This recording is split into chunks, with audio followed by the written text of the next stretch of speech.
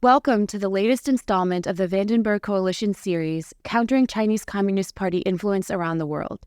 Despite the fact that a majority of Americans view China as the United States' greatest strategic adversary, what to do about the rise of the CCP's influence across the globe remains a point of significant debate among experts, policymakers, and politicians.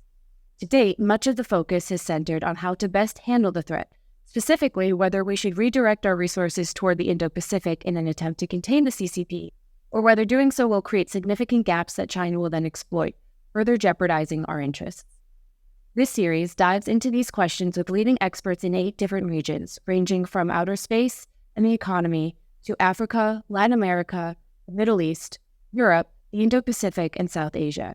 In each installment, we will speak about China's growing influence in the region, how it measures against American influence, how to define our relationship with the region in light of competing priorities, and what America can and should be doing to better protect and advance our national interests.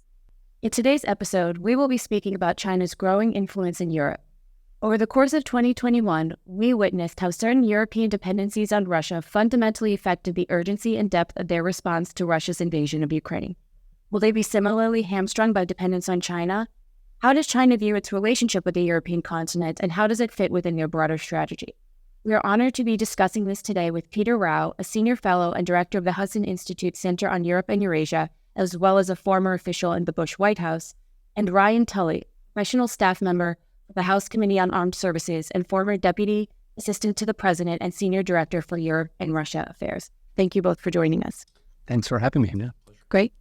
So I want to start just by level setting for the audience. Maybe we'll start with you, Peter. How has the relationship in China evolved over recent years? We've seen how the relationship between China and the U.S. is very different than it was, say, 20 years ago. How have the Europeans started to understand their preferred relationship with China? Well, the relationship between Europe and China has fundamentally been a commercial one, which over time has developed certain dependencies. For the past 7 years, Germany's, which is the European Union and Europe's largest economies, biggest trading partner in the world has been China. Almost 10% of European Union exports every year go to China. At the same time, though, I think the political mood in Europe towards China has soured of late, really for 4 reasons. First, the Chinese contempt toward Europe in the wake of the coronavirus pandemic raised eyebrows on the continent. Secondly, there was a tit-for-tat sanctions retaliatory escalation by the Chinese against Europe, which led the Europeans to freeze the comprehensive agreement on investment, which had been negotiated between Beijing and Brussels, but not yet implemented.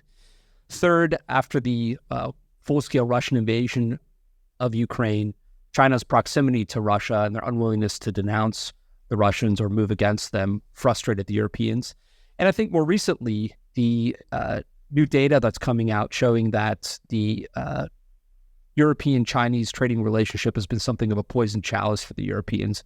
It's quenched their economic thirst for many years, but now the Chinese are beginning to supplant them not only in China, and partially because they've learned from the Europeans, but also because of intellectual property theft. And they're supplanting the Europeans in markets closer to home.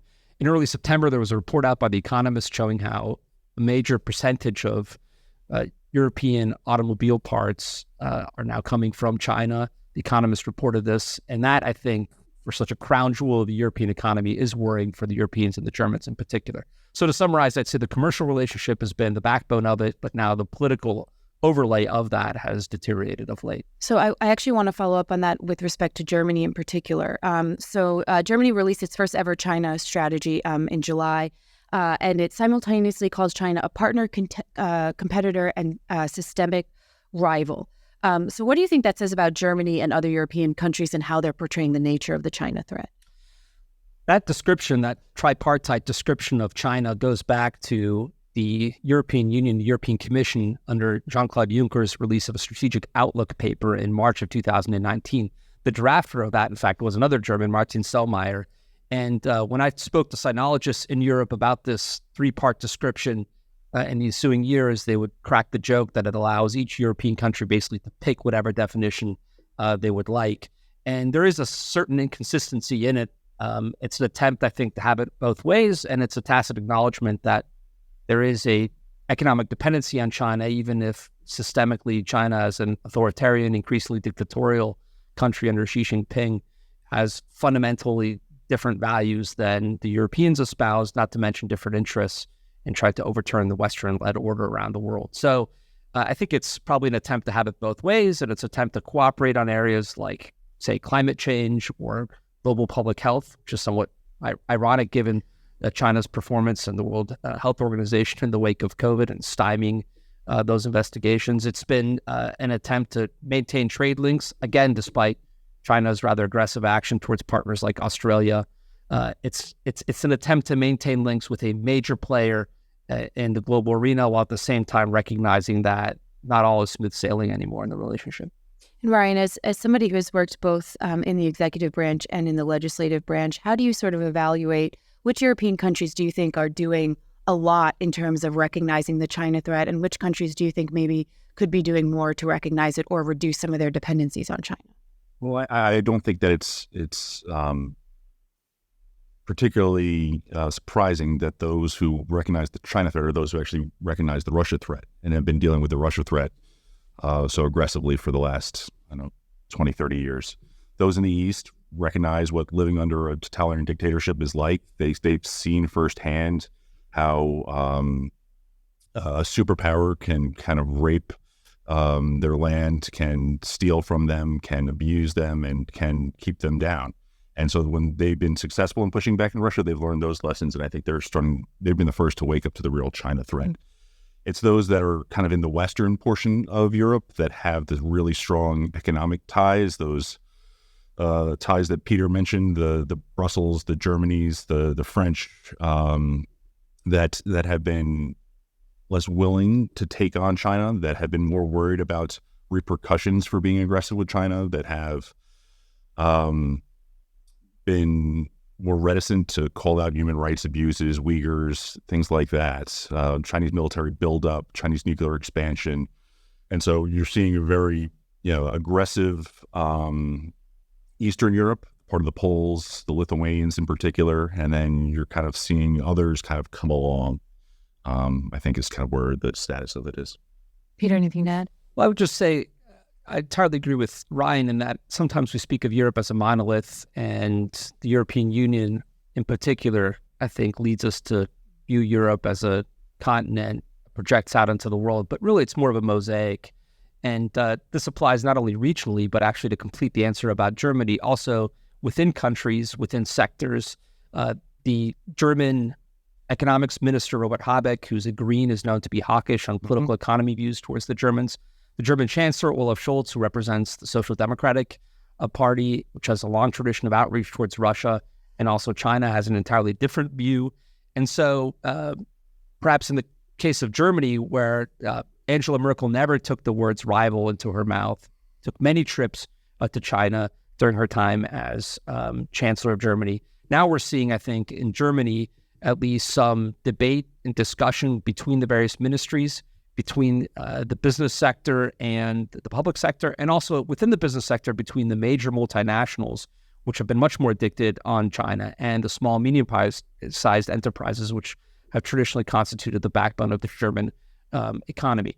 And, what I find interesting about Chinese strategy in Europe is that they really have insinuated themselves or attempted to addict onto themselves the largest industry in the largest country within Europe, and that is the auto industry within Germany, within Europe. And so because they've seen that as having outsized influence on European politics, they've really sought to build that relationship over time. And it's made it difficult to, I think, move the Europeans on China questions.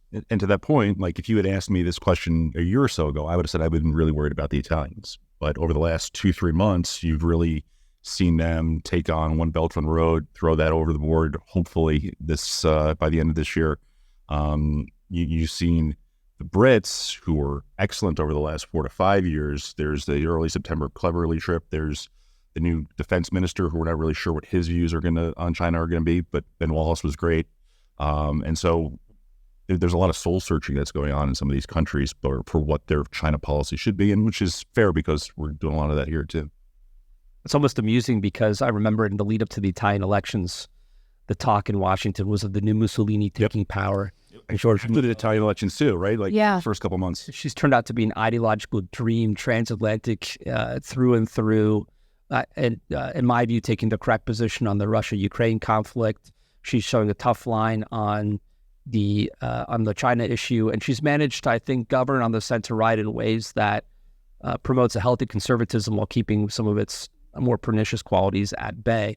Meanwhile, the man who was feted at every conference in Europe and received standing ovations when sort of the epistemic elites, the epistemic communities, some of the progressive left get together, Emmanuel Macron goes to Beijing and totally stuffs Ursula von der Leyen, the European Commission president, into economy class. This is a metaphor of sorts. Puts her on the sideline while he himself and Xi Jinping have their talks. So it's a bit of an irony, I think, over the past several months on China policy. And it's tough to kind of overplay just how devastating that trip was on Capitol Hill and just how it was repercussions across Republicans and Democrats. Everybody kind of noticed it and kind of taken back by just how forward-leaning, trying to not use other metaphors, that Macron was on that China trip. Right. So do we think other countries will be following suit from Italy's example, or is this sort of, you think it's going to be an important step, but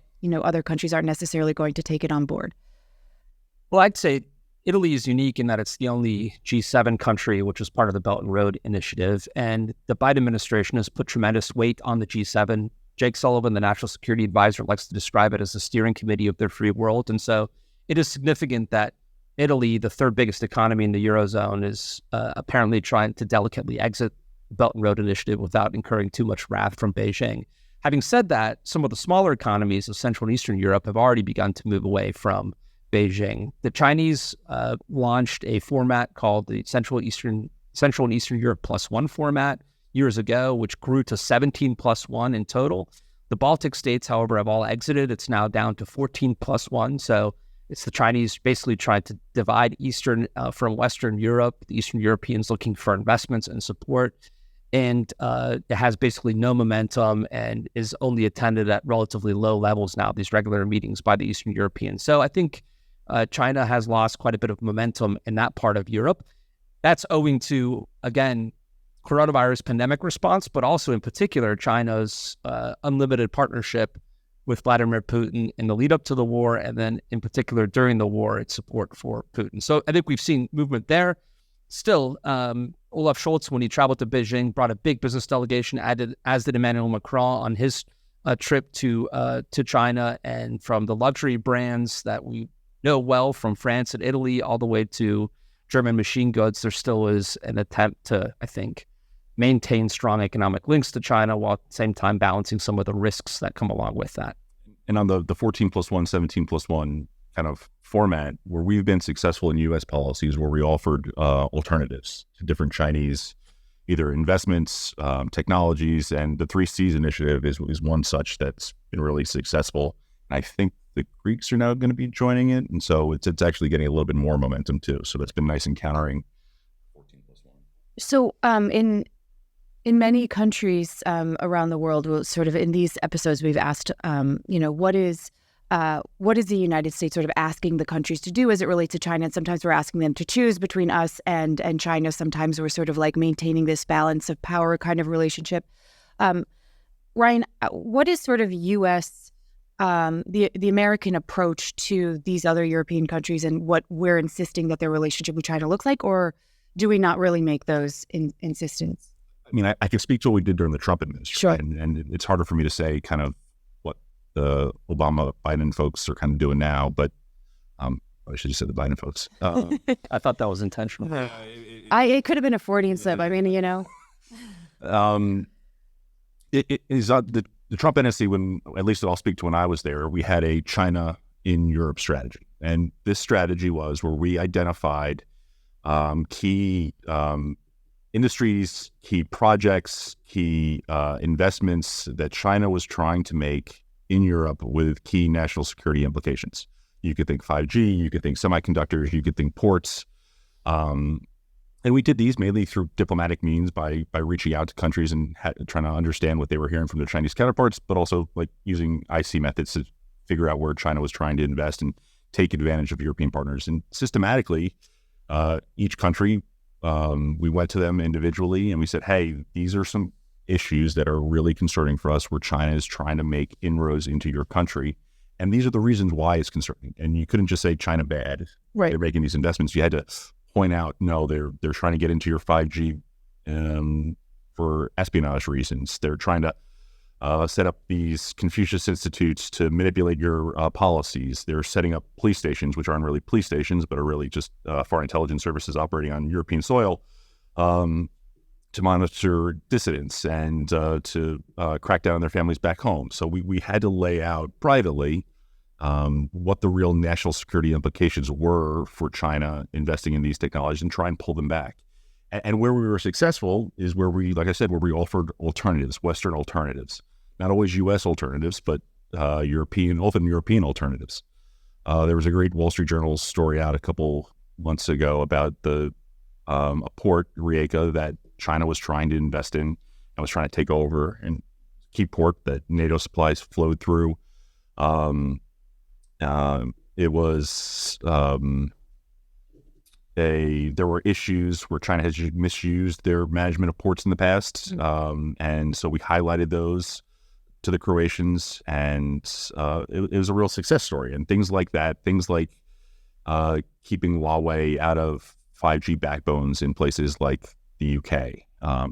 So those are the type of things that we did during the Trump administration, educational things privately, and systematically going to specific issue areas and saying, this is where China's trying to take advantage. I don't know that that's happening now, but we also did a lot of public education, exposing what Confucius Institutes really were. And Matt Pottinger talked about this endlessly in public statements.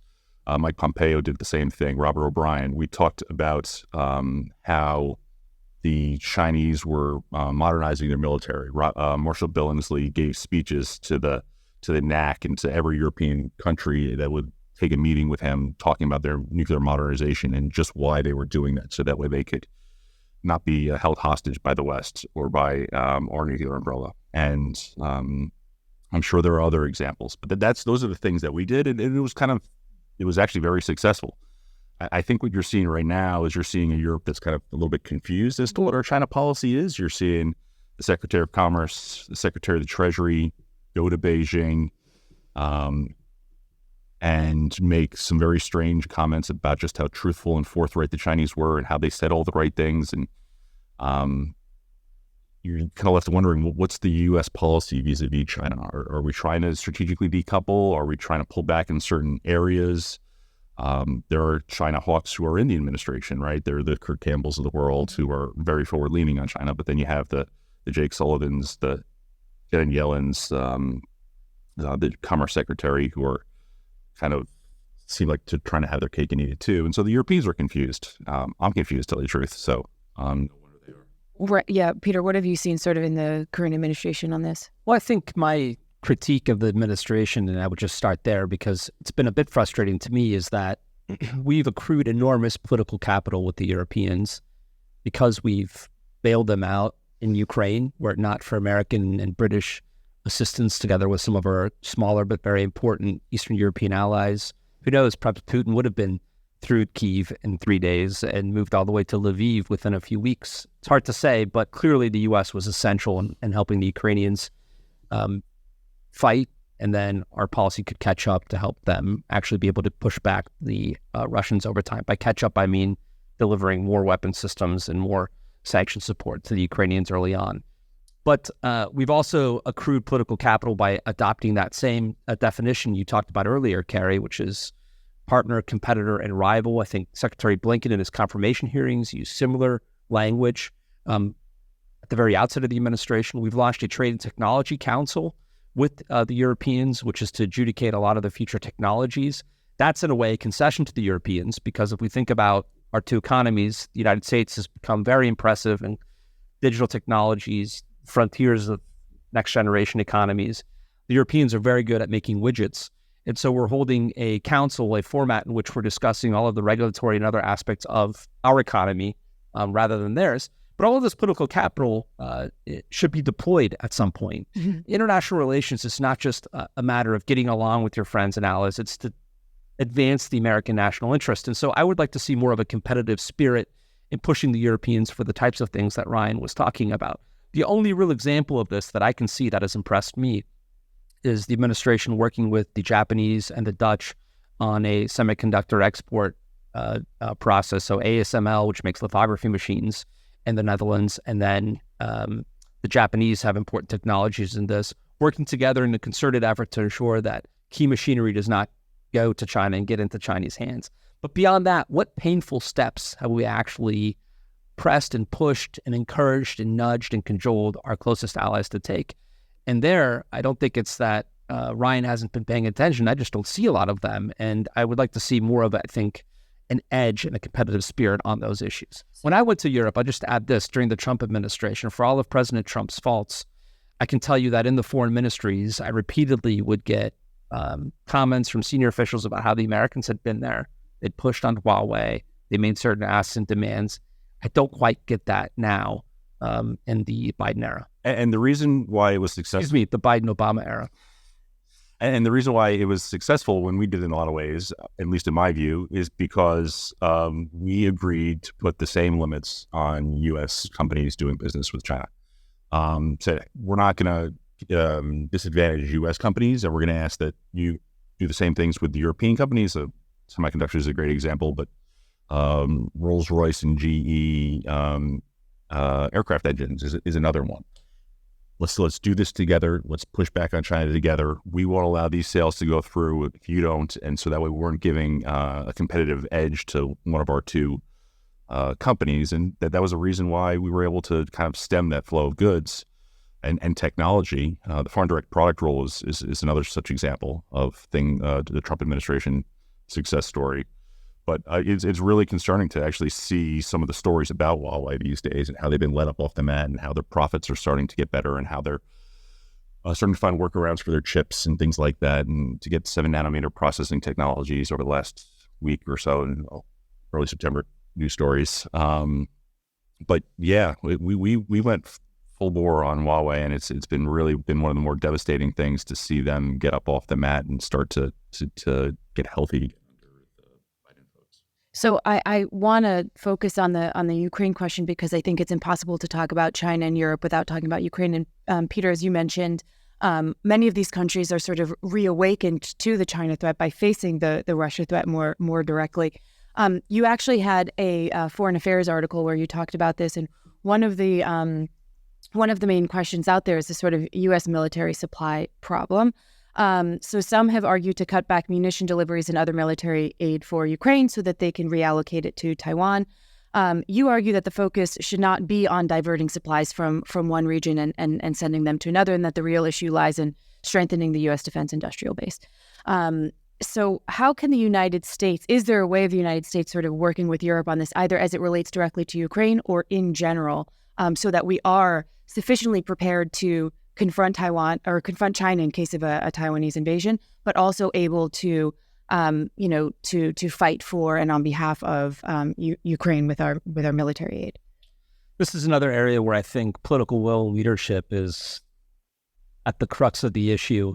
It's taken months for production to pick up key weapon systems in Europe and in the United States. Just to take the example of Germany, given its extraordinary industrial power and might, the first year and a half of the war in Ukraine was basically lost owing to an ineffective German Minister of Defense, Christine Lambrecht, who was chosen on account of party politics and trying to balance the cabinet between various party factions. At the time in the German system, becoming Minister of Defense was almost like, if not a political death sentence, at least like a less than desirable post. You'd rather be something related to other ministries like the finance ministry or economics ministry. In the U.S. context, that sounds a little bit off, because I think the Pentagon is considered, one of our most important, if not most important agency. So I think the new Secretary of Defense, the new Minister of Defense, Boris Pistorius, is known for being an effective bureaucrat, a manager, which the German system needs. Its procurement agency has been starved over the years as Germany's military has become basically a disaster relief force. And so really putting political weight and power into the bureaucracy to force production levels up, to issue the contracts, to encourage industry to move forward is, I think, at the heart of the matter, both in the U.S. and in Europe. And I don't think there are silver bullets. There's debates about how to procure, how to spend money. I don't think this is a time for protectionism or trying to build up your defense industry. I think it's a time for building up in the sense that you're prejudicing certain industries over readily available ammunition elsewhere, which has been a debate in Europe for some time. I just think we need to buy as much as we can and build up our defense industry through investments and political will. And through that, I think by awakening the tremendous industrial might of the West, we can win this competition. I mean, the combined economic weight of Europe and the United States roughly hits around 40 trillion US dollars. Russia's GDP is under 2 trillion. And so, granted, this might be considered for the Russians or for the Kremlin an existential battle, and for us a peripheral one. But if we only marshal a portion of that industrial power behind this conflict compared to the Russians, I think we're bound to be in a good position. I think a key point to make is that Ukraine didn't cause the crisis, isn't the right word, but the problems that we're having in the U.S. and European industrial base, but it definitely has exposed them. And the wake-up call that Ukraine has given the U.S. and Europe, I think will eventually pay dividends for any Taiwan scenario that'll come. The investments that we're making here, the predictability that we're providing to our defense contractors for orders, I think has improved things. Some of the investments, particularly that the Army's made in production capabilities, I think has been helpful over the last year or so. There are still places in munitions where we need to improve. And there are things where the Europeans can do more too. But I will point out that I think in the most recent supplemental request, it was a mistake not to include some sort of Chinese funding or counter-China funding or PDA, USAI type of amount of funding for Taiwan. I think that's going to be a real missed opportunity and is actually probably going to make it harder to get the supplemental across the finish line.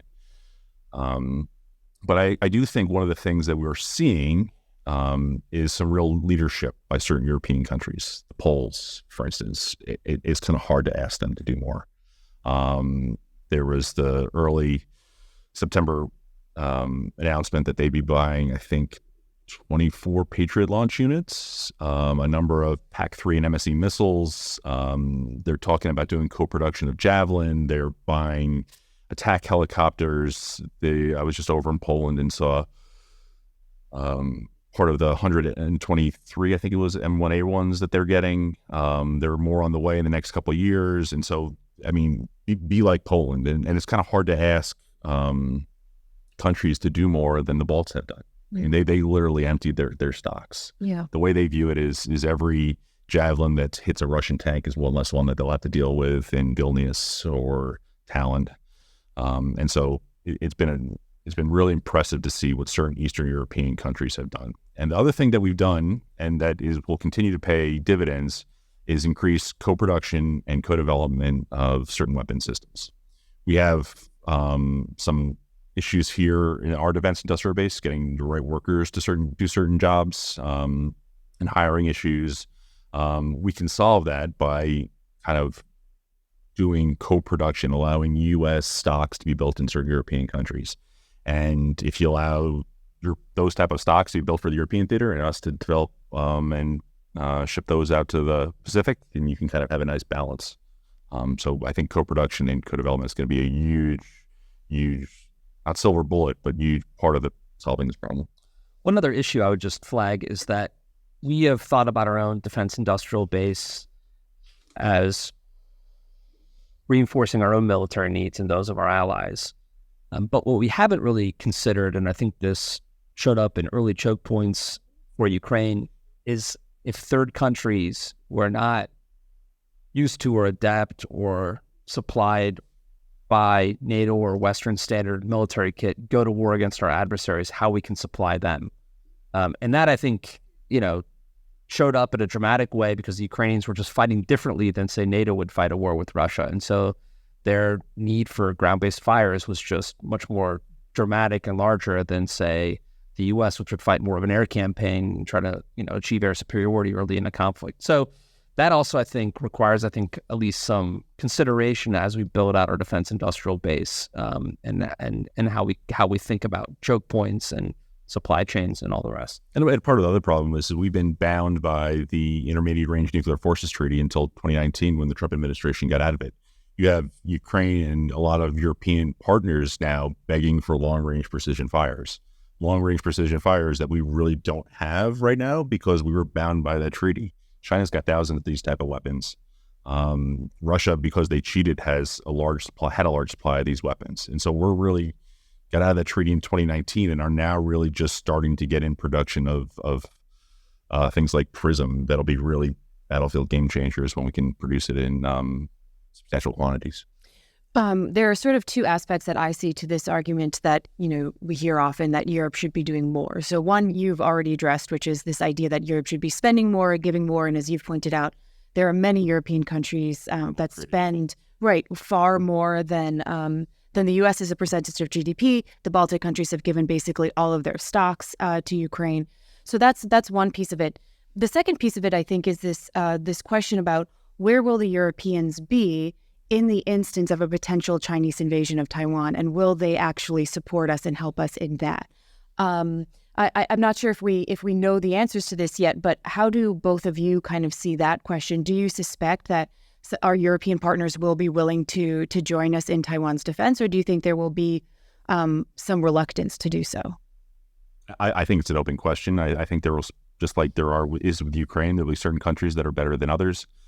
I worry about kind of what the EU policy writ large will be and how many people will defer to Brussels on that. Will they allow, or will the EU kind of sanction munition supplies going to Taiwan or to Asian countries to counter China? And I honestly don't know the answer to that. And I hope that changes. I think that the basic coalition in Washington, this is the assumption for a war, if one breaks out over Taiwan and the U.S. chooses to engage, would be limited. This is in terms of the military fight.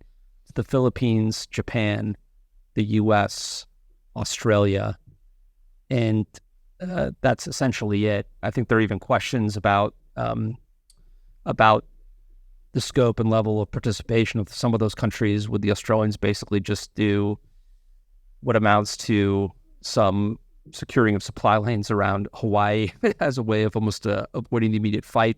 Would the Philippines, based on the agreement we struck for basing in the northern Philippines, actually get involved in a dramatic way? But if that I think it's an Asian-Pacific alliance of sorts that would get involved in the war. Having said that, if the Europeans would like to remain equidistant, given that the economic stakes are far greater than what they faced pulling themselves off of the Russian economy and Russian hydrocarbons, it'll be a rude awakening, because if there is a war over Taiwan, and if the United States, as President Biden on 4 occasions now has said, would get involved in defense of Taiwan, then there would be presumably a serious war on our hands with lots of dead Americans. And if the Europeans value the transatlantic alliance, which I think they do, and they realize that it's a good deal for them as it is for us, then they will at the very least take some of the economic steps that they've taken to date against Russia toward China. Now, the question is, what are the parameters of those economic sanctions and steps they're willing to take? Is it basically bounded by what we've seen in the Russian case? Are they prepared to go beyond that? Beyond that specific question, there are also issues of European military support actions they could take, from securing supply lines for the United States.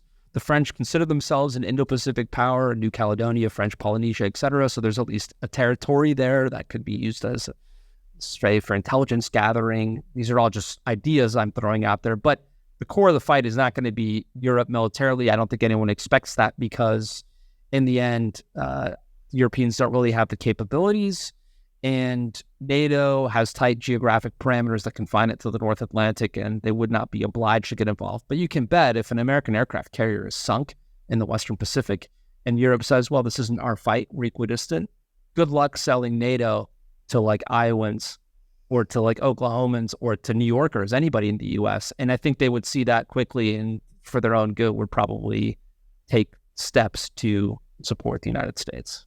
And I would say that over the last couple of years, I think you've seen NATO get better when it comes vis-a-vis China. I think it was during the Trump administration that, and I think it was mostly Pottinger, but was able to get some lines on the Chinese threat in the first NATO communique. Mm-hmm. And the one that you saw out of the most recent was, I think, like 12 paragraphs long, and just the threat posed by China. So it's gotten better. We saw NATO Deputy Secretary General Joanna in 2020 call out the Chinese military buildup, particularly on their nuclear threat. And so Europeans, there's more awareness of what the threat is, I would think, and there's more willingness to talk about it, which is a positive step. Yeah, I would just add, I think it's healthy for the Europeans to be militarily engaged now in the Indo-Pacific. We've seen Germany send a frigate and some fighter jets. The French spend a lot of time, obviously, in the Indo-Pacific. The British sailed east of Suez with their new aircraft carrier. And it's important because it allows them to develop a common strategic outlook, as Ryan was mentioning, with the United States. It isn't just Americans at the Hudson Institute with foam in front of their mouth talking about the China threat, but the Australians who've been hammered by sanctions. Hong Kong is no longer a free city, but is basically now entirely under Chinese writ.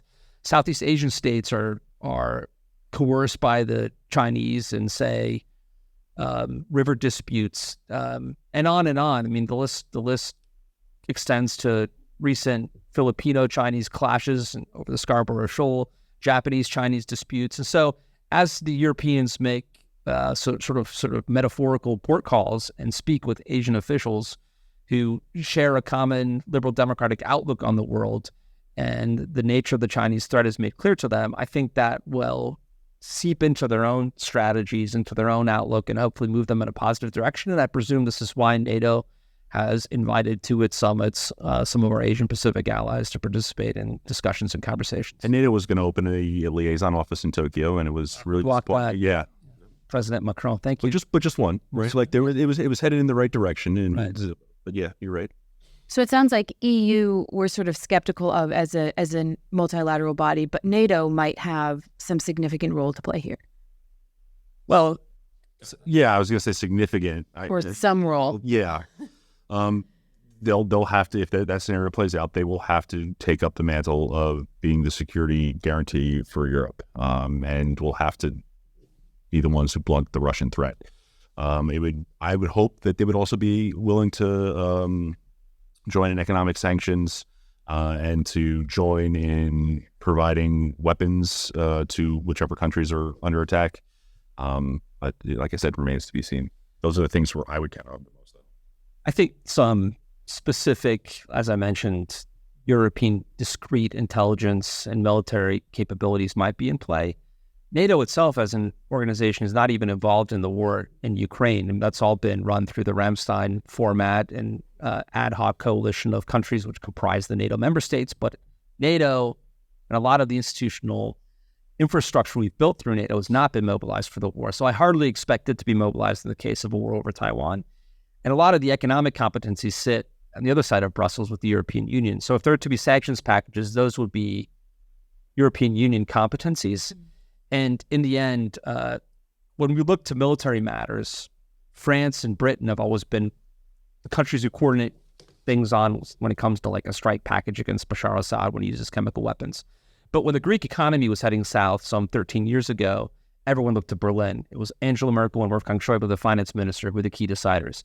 So when it comes to an economic sanctions package in the event of war over Taiwan, I think a lot of eyes will be looking to Berlin, which has the closest economic relationship with Beijing, to take some of their guidance. And they'll be getting pressure, Germany would be, from the Eastern Europeans and others. But in the end, I think it's Berlin channeling Brussels that would make a lot of the decisions or have the most important part to say about scope of economic response. Is there any frustration in Europe about the rhetoric coming out of the United States? I mean, so this is something that I dealt with a lot when I was working on Cuba and Venezuela. Every time we would say something with strong language, the response from Europe was oftentimes, well, you guys are pushing for war because you keep talking about war. When in reality, the sanctions and things like that were a means to pivot us away from eventually needing to use any kind of kinetic option. Do you see the same with Europeans today? Are there any concerns that the language that we're using is encouraging China to arm itself further and so on? Or do you think that they're pretty sure now on the Chinese threat, independent of what the U.S. is saying? I think they get our position, and I think they understand why we think it's a threat. As far as what our policy is, what we're asking them to do, I'll go back to what I said a little bit earlier. I think there's general confusion on it, and that they're really not sure where we're trying to go with China. Are we trying to strategically decouple in certain areas? Are we trying to retard their growth in others? I think that there's writ large some confusion about where we're trying to go with China right now, and I'm one of those too. When Nancy Pelosi visited Taiwan, the European foreign ministers did join Secretary Blinken in putting out a statement defending her right to go to Taiwan. And that, I think, in the eyes of the Europeans, was probably the most provocative step that we've taken in recent years. Kevin McCarthy handled the Taiwan issue very deftly, meeting the president on the transit through the U.S. at the Reagan Library in Simi Valley. Beyond that, I would say it's hard for the Europeans to worry about American hawkishness when cabinet officials are flying to Beijing to genuflect in front of their Chinese counterparts. And beyond that, some of the language the Europeans have developed, from that tripartite definition you mentioned earlier, all the way to Ursula von der Leyen, the European Commission president's description of de-risking, has been picked up quickly by American officials. I will say, on background in speaking to European officials in some of the capitals, I have heard some worries about self-fulfilling prophecies and that leading to conflict. But the administration has, I think, very much so tried to forge a common line with the Europeans, at times diluting and watering down what might be a more robust American leadership position. And so it's hard to imagine there being a great deal of frustration, because what more could you ask of Sullivan, Blinken, and kind of the key portfolio holders of the China file? You mentioned this language of de-risking, which has sort of come to replace the language about decoupling. I think it's more or less, and we had this conversation on our economic episode, more or less the same thing. It's just in terms of, which one makes you feel a little bit more comfortable. But my question is, what are the areas in which you see European countries successfully beginning to de-risk or decouple, and what are the areas that you think are most important for them to do so they don't wind up in the same situation they were when it came to Russia's invasion of Ukraine? Sort of pitch it to either of you. It's a good question. I think in a lot of ways, when we started waking up to the China threat about, 10, 15 years ago, but even really starting to do something about it maybe 6 to 8 years ago,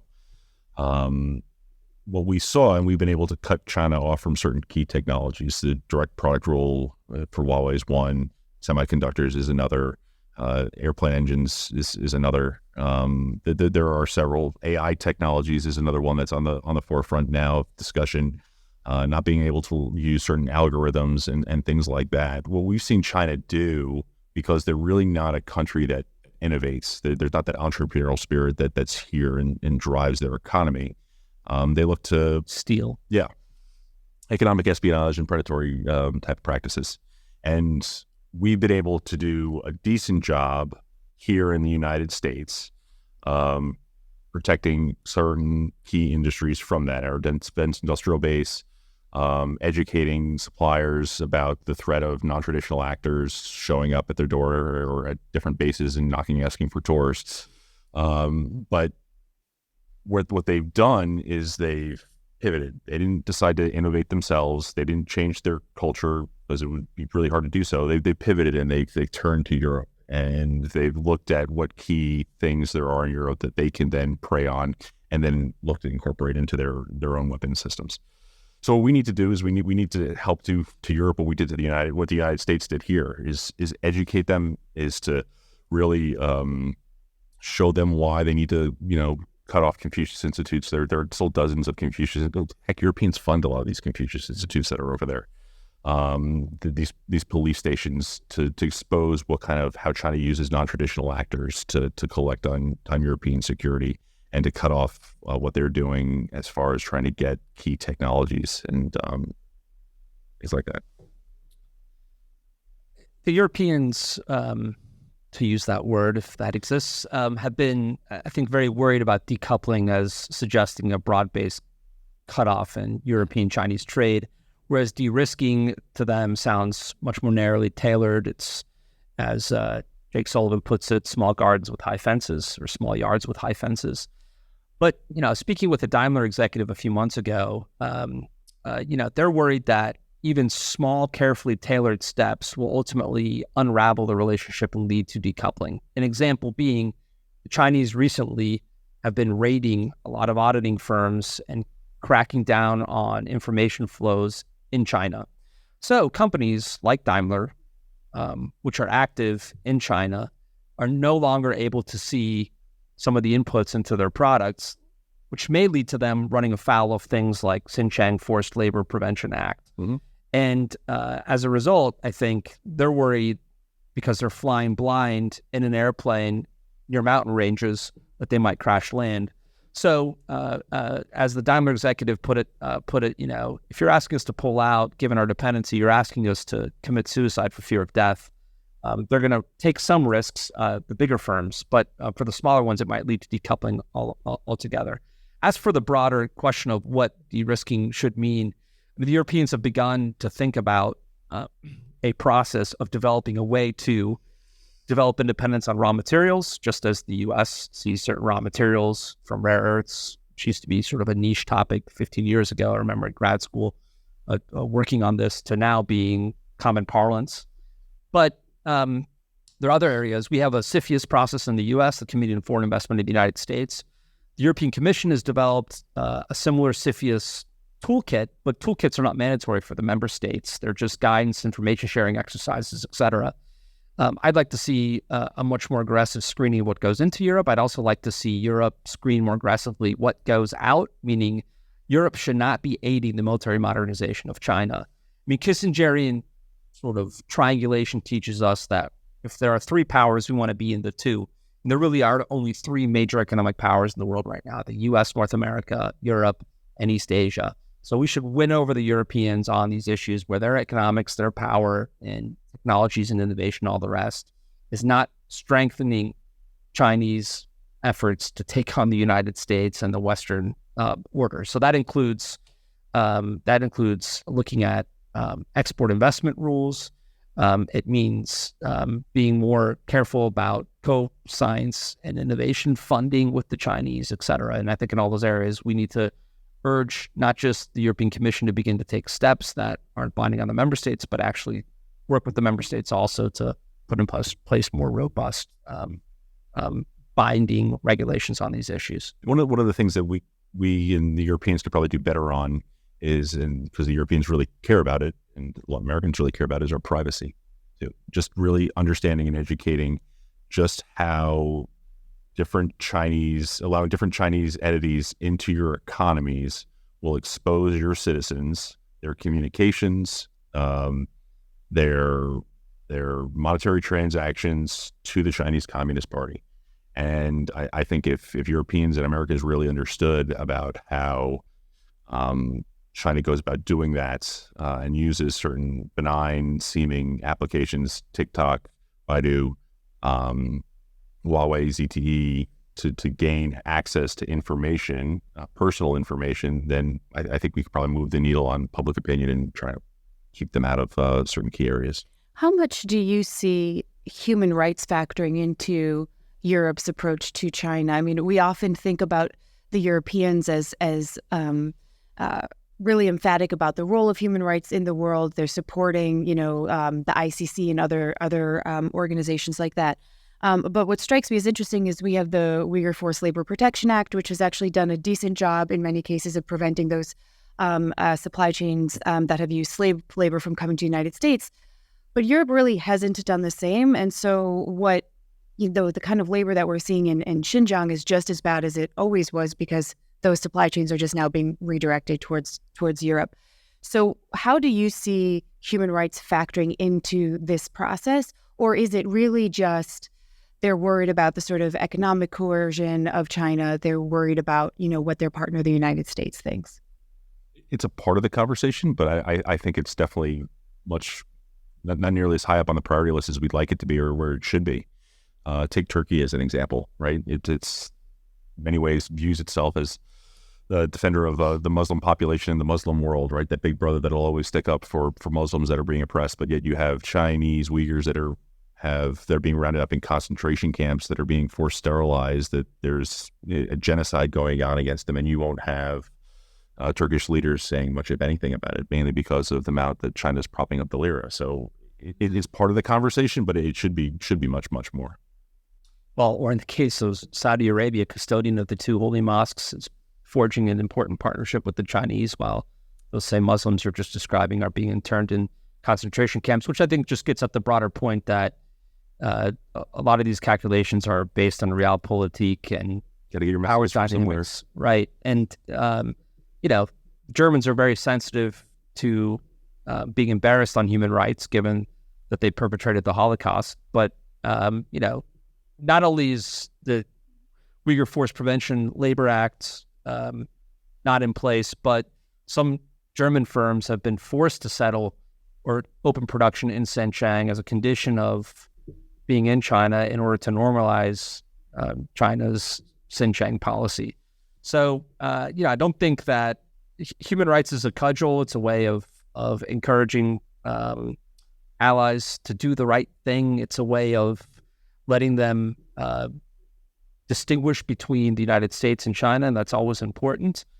At the same time, BASF, which is an obviously energy-intensive industry, chemicals company, recently invested billions of dollars in a new plant in China because it can no longer get cheap Russian hydrocarbons in Europe, but it can in China, which isn't participating in the sanctions regime. So I think it only goes so far, but it does play a role, and it's always important when wagging fingers by moralizers is kind of, stuffed in your face that make the distinction between the U.S. and the Chinese system. Well, and a concern that I see is with the Europeans, broadly speaking, being so interested in renewable technologies and things of that nature. You see, obviously, China, while still being the number one global polluter, is also investing a lot in those technologies so that they're producing somewhere at, 70% of, the solar energy, the hydropower, the wind energy. So that's something for us to sort of be concerned about as well. Those dependencies on Russian gas are sort of now becoming dependencies on Chinese renewables.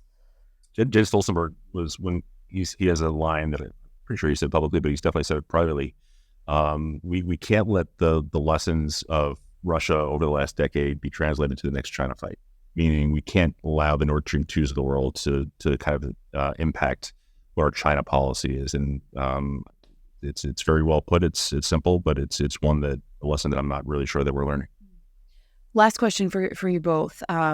And the last time I said this was a softball question, and then they yelled at me and said that it's not a softball question. But it's basically, let's say we're now obviously in election season. If we get a Republican administration coming into the White House in 2025, or if it's even, Biden version 2 or Obama version 3, I guess at that point, what is the sort of main priority that you would encourage that administration to adopt as it relates to our interactions with Europe and, getting them moving a little bit farther away from China? Start with Ryan. It's not an easy question. I think first and foremost would be getting our defense industrial bases in the right place and our militaries in the right place to be able to kind of handle a conflict in two theaters at the same time, to kind of deal with Ukraine as it's going on, but also prepare and get ready for the Taiwan-China fight that many believe are coming. So I think that's first and foremost. And then I do think that it's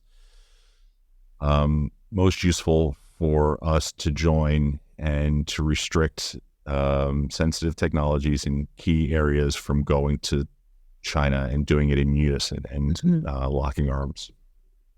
Peter? I would walk into the Secretary's suite at the State Department and tell Secretary Tully that I'll be across the river. Secretary of Defense Tully that it's important, I think, to help the Europeans understand that there is a cost to the liberal international order, which they so often espouse or like to rhetorically roll out. And those costs have to be paid. There's a price to freedom, to use a cliche, but it's true. And to the extent that we can get them to make choices and really choose on sensitive technologies, on raw materials, on all of these issues that will power the Chinese, a country that has little to no innovative power, but lots of claws and tenterhooks into Western research and Western foundations and Western operations to continue to untangle that and make a choice, I think, with the United States.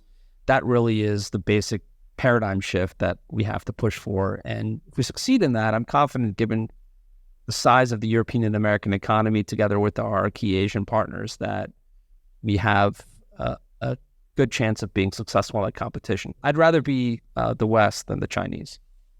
Great. Well, thank you both for being here. It's always good to end on a somewhat uplifting and positive note. So really appreciate your time. Thanks for having me.